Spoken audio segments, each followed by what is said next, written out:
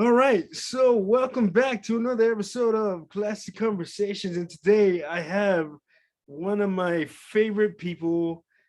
He's a ring announcer. He has been in the business for quite a while, and we're gonna talk all about his journey in the business. And he's a huge gamer and Hey, all of that good stuff. We're gonna get into all of that, but please welcome Shane Fair. What's going on, Shane? How are you today, man? nothing much, man. Honor to be here. Thank you, my brother. I appreciate you Oh taking no, the time. the pleasure's all mine. Yeah. So before we get started with your professional wrestling journey and all of that good stuff, So, this pandemic has been tough on all of us, man. So what have you been doing to kind of cope with the pandemic? well, at first, I was on like lockdown and everything, like March, like right when the show started down in like March of like 2020.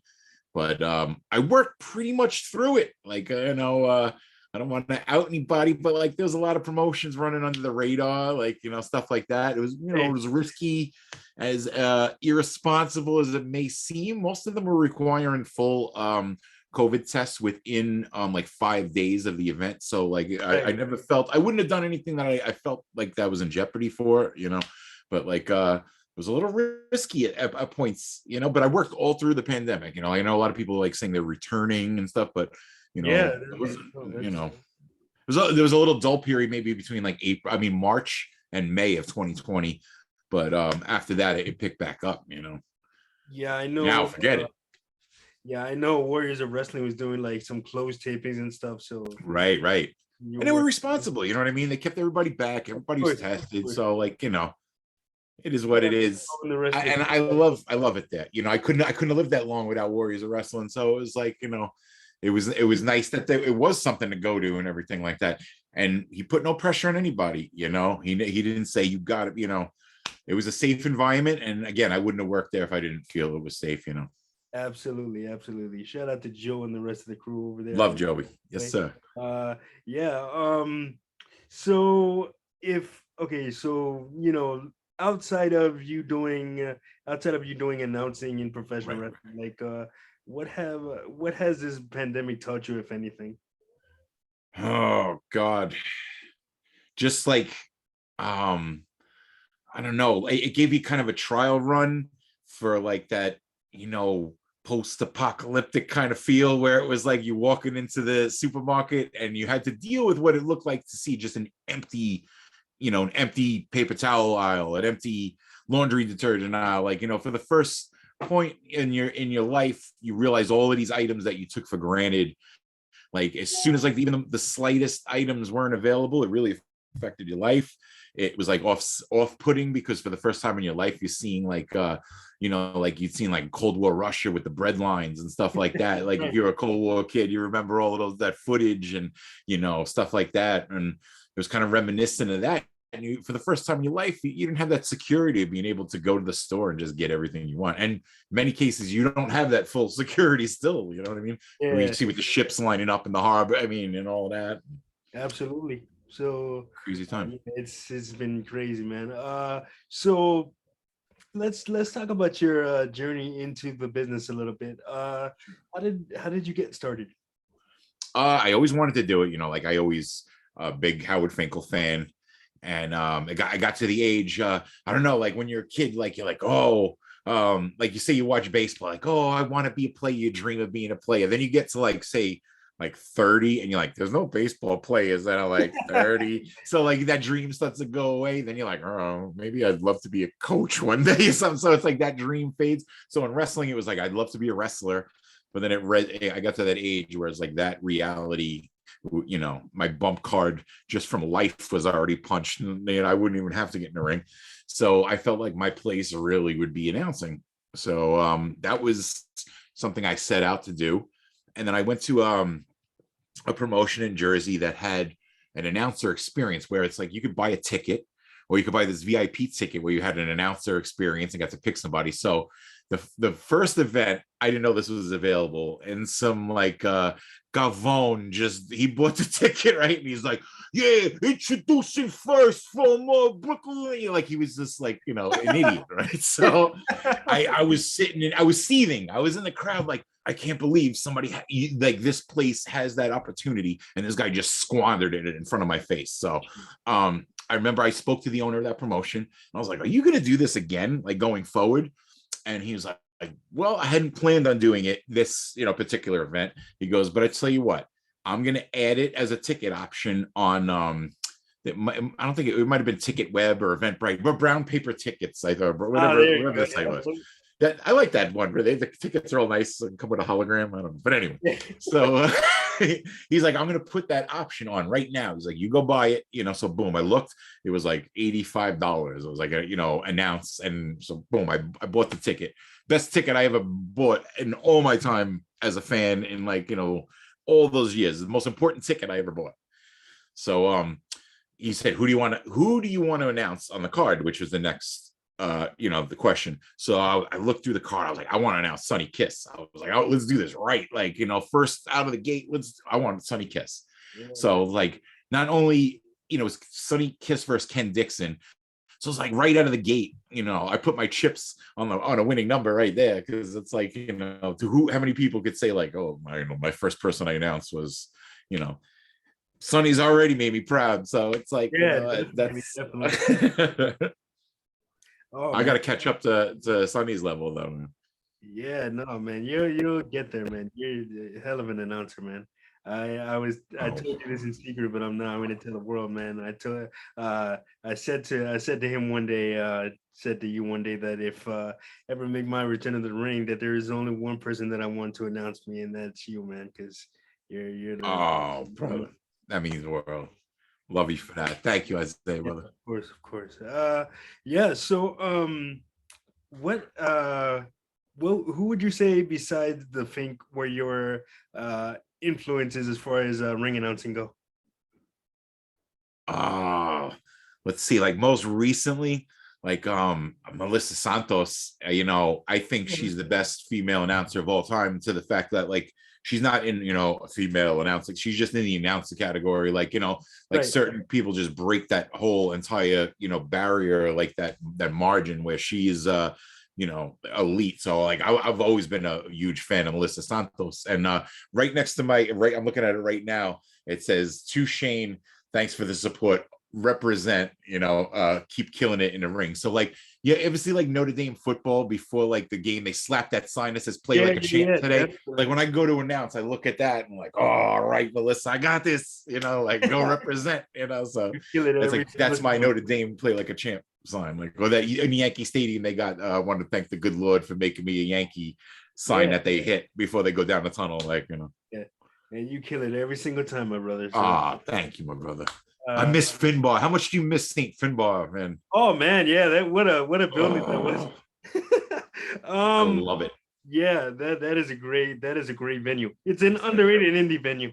It really is, man. And for convenience, just of like where the locker room is, and like the parking has like has this little inner sanctum of parking lot that, like, as a fan, I used to drive by. I was like, one day I'll park in the courtyard, and now I park in there. I'm like, yeah, I'm here, baby. No, an underrated indie venue. I love it. Yeah. They're holding an event there. Make sure y'all go out and get tickets to that event that's being held over there, because it is a very awesome venue. And I judge a lot of those venues by like food spots too, and it was like that the whole Bath Avenue, that whole area just covered with like every nationality, every cuisine you could possibly want. Like, it's just all in a row, man. Yeah, that pizza spot is pretty good over there. Oh yeah. Oh man. Okay, so take us back a little bit, man. What was life growing up like for you?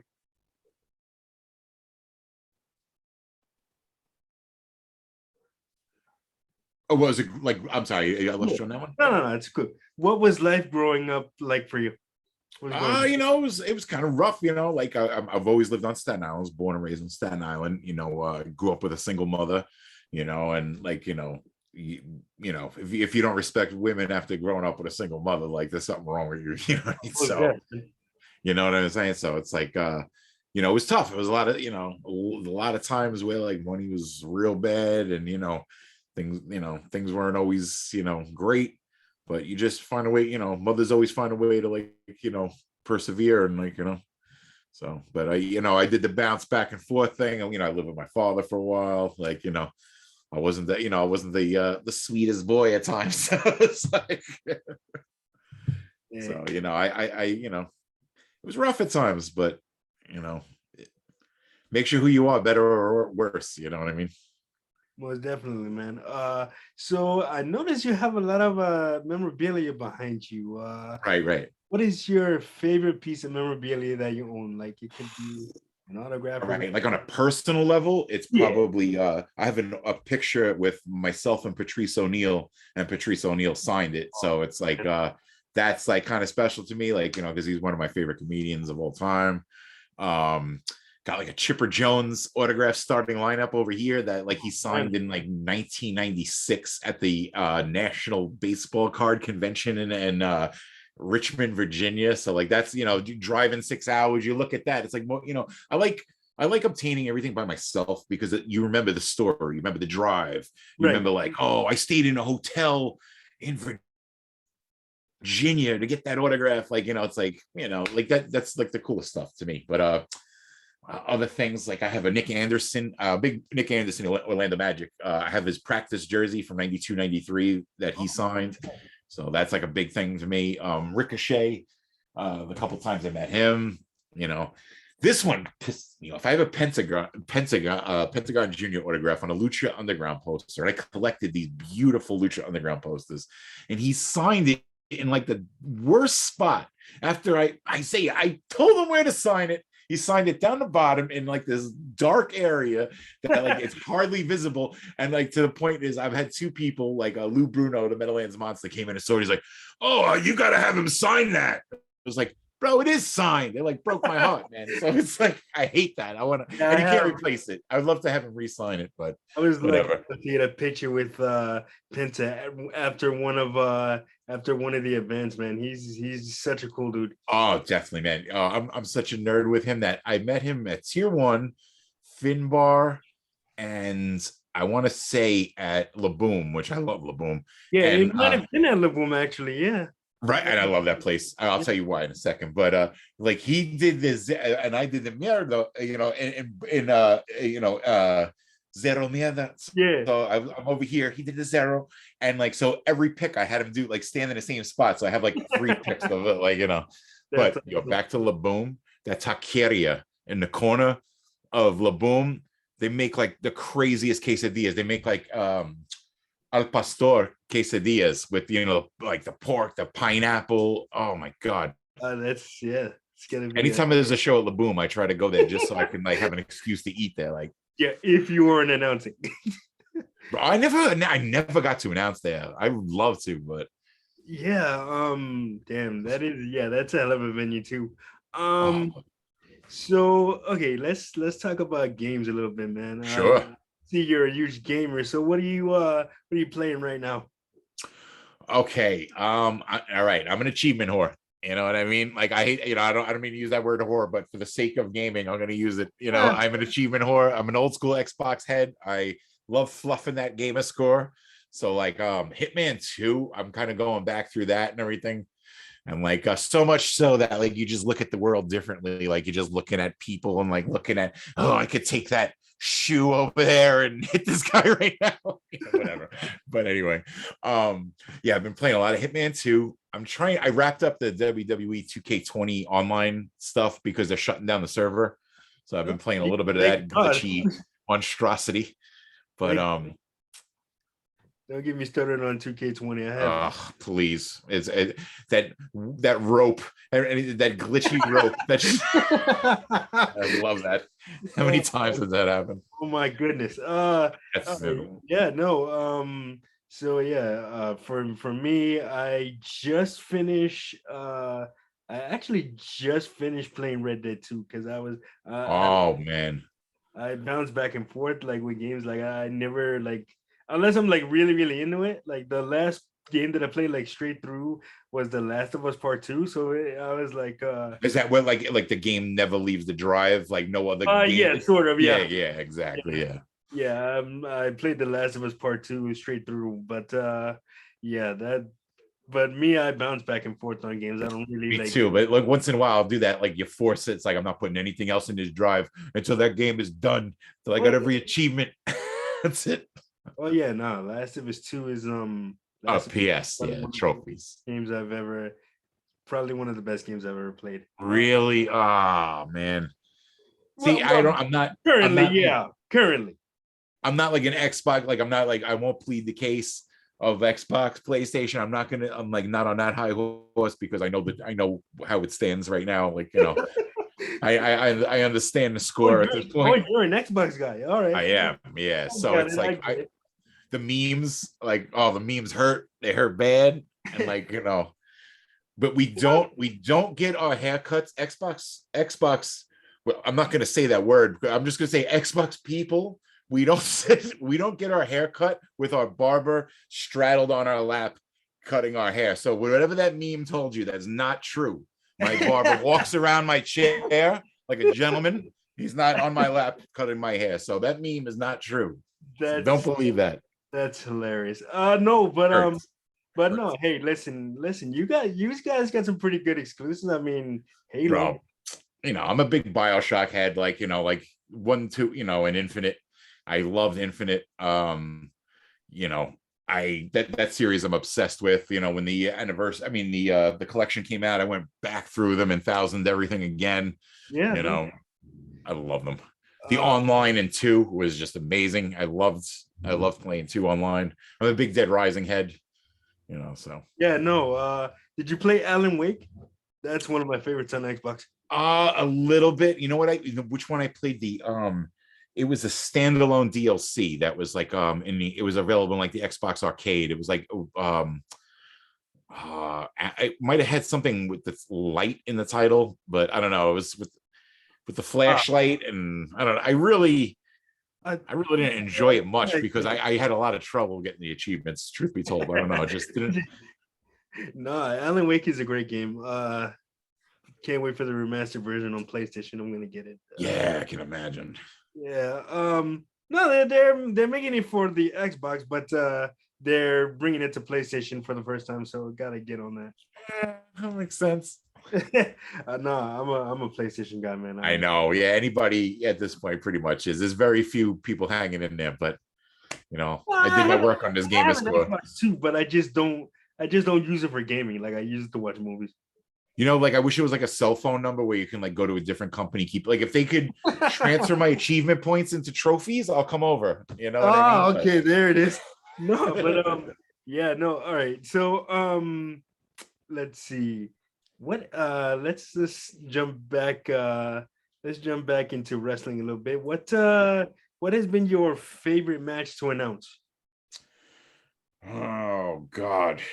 So many, maybe like Saeed Al Sabah's debut at Magic. That was kind of important to me. Anytime like I get to announce Saeed is kind of, I spend a lot of time with him, like, driving and just like talking. So it's always kind of like a special moment, like when we're finally doing the deed, like we're finally in the Right. ring together. It's like all the stuff we talk about. It's like, like so it's always cool. Um any of the times with like Lou Bruno, Meadowlands Monster, I had a lot of run-ins with him and stuff like that. But it's always enjoyable. Anytime, anytime I'm at Magic, anytime I'm at Warriors, anytime standalone wrestling, pro wrestling after dark, Warrior. I mean, IWA. It's BCW. I love these places. So it's like every one of these promotions I was pretty much a fan of before they started. So to be in the ring for any match, I feel like special. But JT Dunn, when I got to announce his return, that was Yeah. kind of cool. But JT. I'm a big JT Dunn mark, so Oh no, absolutely. I definitely agree with that. So other than okay, so what's your keeping with that theme? What's your favorite match that you've seen that you either been there live for or whatever, like right. whatever it may be? What's your favorite match? I'm happy to say I got to see like Ricochet versus Rey Mysterio up at XWA. That was pretty cool. John Morrison versus JT Dunn, like stuff like that. Just a lot of stuff I've seen it up at XWA. At Magic, when Saeed took on Sebastian Cage. But my favorite like moment that I probably ever saw was probably when JT Dunn won the Magic Championship for the very first time, because that was like a storyline that built up for about a year, and it was like such dedication to it was like I call it, to this day, to like management, I always say it's the greatest story ever told, is like, the when the JT Dunn climaxed at the beating the then champion and becoming the Magic champion. That's such a lost art in professional wrestling, man. Long-term storytelling. I cannot say enough about it. I'm such a huge fan. Exactly, especially when you get people invested in it. Yeah, certainly, man. Such a fan of long-term storytelling, man.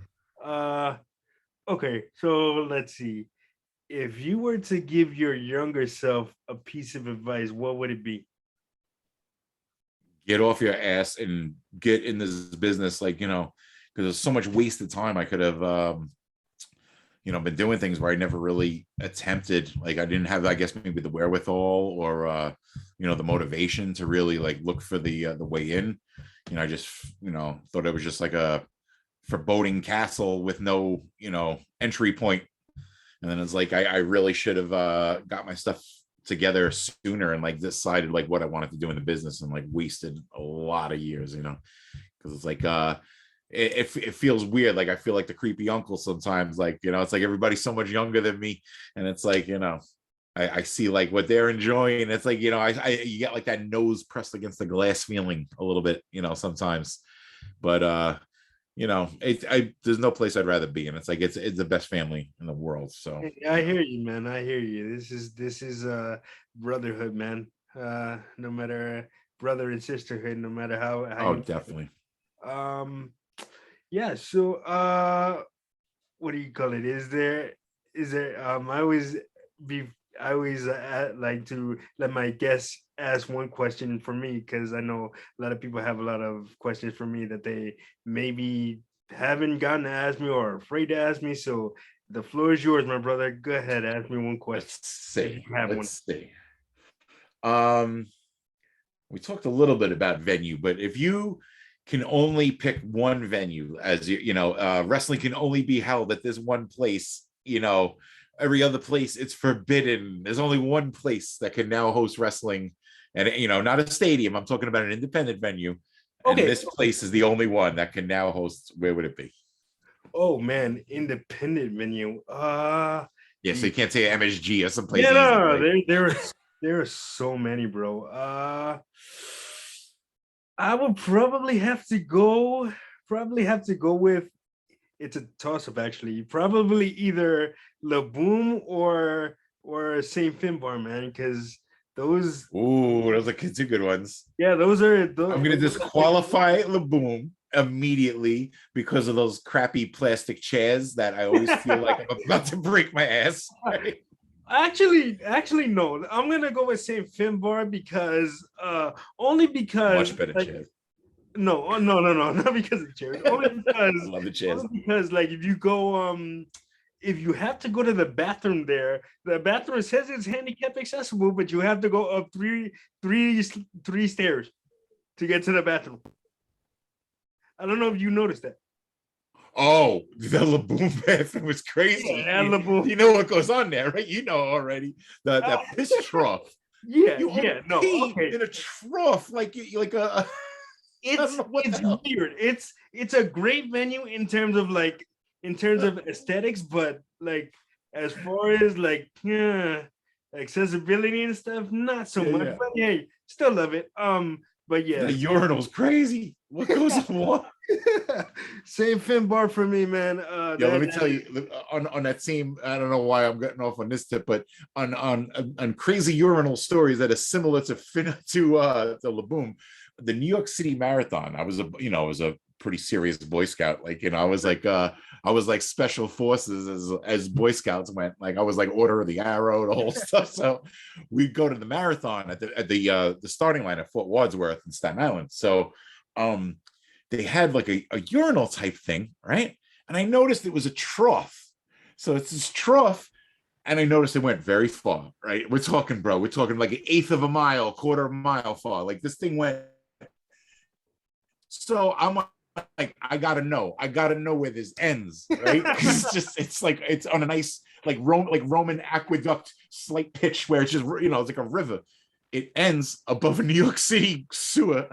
It just spilled out into like a catch, like the normal sewer that you'd see on the corner, which by the way empties out into like the ocean. But like this whole thing that was like an eighth of a mile, just nothing but like millions of runners' urine, just ended and went in a sewer, just like you'd have outside your house. It's like, nice. Oh, sorry, I that story's bottled up. Where else am I gonna put? No. That was a good segue from the Laboon bathroom. That is cool. Yeah. No. Yeah. So ladies, even if you go to the Laboon bathroom, make sure you check in there. You got to see the men's bathroom. They won't yell at you.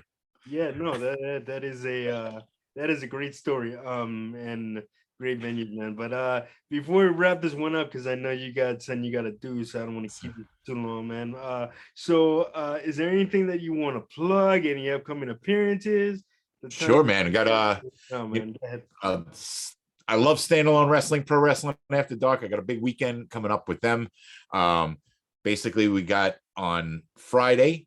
That's going to be Pro Wrestling After Dark presents Taste the Rainbow. That's going to be at the Tennessee Beer Hall in Atlantic City. That's going to be featuring all LBGTQIA talent, like Sonny Kiss. We're going to have Mr. Grimm. We're going to have Kira Hogan. It's going to be lit. And Diamante, it's going to be Louis Lindo. So Atlantic City, one last time before the weather gets crummy. We're going to have like a beautiful, beautiful time. Legends Convention, that's next week. And then we got in November, we got 2 days back to back. One is a charity event and Pro Wrestling Magic the next day. We have Pro Wrestling Magic Underdogs as a taping for IWTV. And of course, IWA presents Don't You Worry, Child. And that's going to be late October. We're going to be in Boonton, New Jersey for the very first time with IWA. So that's definitely something, we've only been in 2 venues ever. It's been around for 4 years, the promotion. It started out in Newark as Ironbound Wrestling, and IWA, we've been in Nutley, New Jersey at the Nutley Nut House, the Columbian Club in Nutley, New Jersey. And now we're going to be in Boonton.